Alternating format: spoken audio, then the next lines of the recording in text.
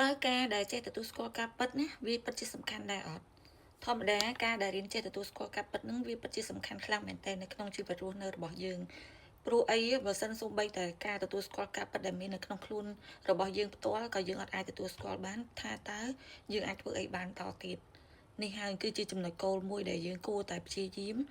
ពង្រឹងខ្លួនឯងឲ្យអាចទទួលយកបាននៅគ្រប់ការពិតដែលមានកើតមានឡើងចំពោះខ្លួនយើងផ្ទាល់ព្រោះអីការពិតពេលខ្លះវាអាចនឹងពិបាកទទួលយក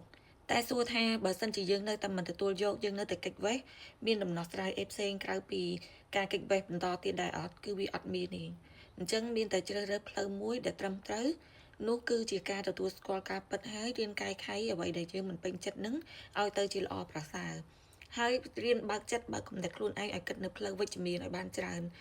ពេលខ្លះយើងអត់អាចទទួលស្គាល់ការពិតបានដោយសារតែយើងផ្ដោតទៅលើតែរឿងអវិជ្ជមាននៅពេលដែលយើងទទួលស្គាល់នៅការពិតនឹងតែប៉ុណ្ណោះតែយើងភ្លេចគិតថានៅពេលដែលយើងចាប់ផ្ដើមអាចទទួលស្គាល់នៅអ្វីដែលជាយើងឬមួយក៏ការពិតដែលបានកើតឡើងរួចទៅហើយព្យាយាមប្រឹងរកវិធីសាស្ត្រក្នុងការកែប្រែហើយគិតរកផ្លូវដែលវិជ្ជមានដើម្បីអាចជួយយើងឲ្យជៀសផុតពីអ្វីដែលយើងមិនចង់ជួបឬមួយក៏អ្វីដែលយើងគិតថាវាមិនស័ក្តិសមនឹងយើងនឹងឯងអញ្ចឹងវីដេអូនេះខ្ញុំសង្ឃឹមថាអ្នកដែលគាត់តែងតែគេចវេះពីការពិតមិនថាការពិតនឹងនៅក្នុងផ្លូវមួយបែបណាចូលព្យាយាមទាញចិត្តខ្លួនឯងហើយប្រាប់ខ្លួនឯងថារាល់គ្រប់ការពិតទាំងអស់វាបានកើតឡើងរួចទៅហើយទោះបីជាយើងកើតនៅក្នុងវងត្រកូលបែបណាឬមួយក៏ជីវិតប្រចាំថ្ងៃយើងបែបណាក៏ដោយពេលដែលយើងទទួលយកការពិតរបស់យើងហើយយើងនឹងជួយកែតម្រូវខ្លួនឯងបានព្រោះអីការទទួលយកការពិតហើយបើកចិត្តបើកគំនិតឲ្យគិតរឿងវិជ្ជមាននេះគឺវាពិតជាជួយបានឲ្យជីវិតយើងប្រសើរទៅថ្ងៃអនាគតខ្លាំងមែនទែនអ្នកទាំងអស់គ្នាអាចសាកល្បងធ្វើទាំងអស់គ្នាបានបើសិនជាទម្លាប់ពីមុនមកធ្លាប់តែគេចវេះពីការពិតដែលមិនចង់ទទួលស្គាល់ថាខ្លួនឯងជាអ្នកណាឬមួយក៏មិនទទួលស្គាល់ថាខ្លួនឯងកើតមកក្នុងក្រុមគ្រួសារអ្វី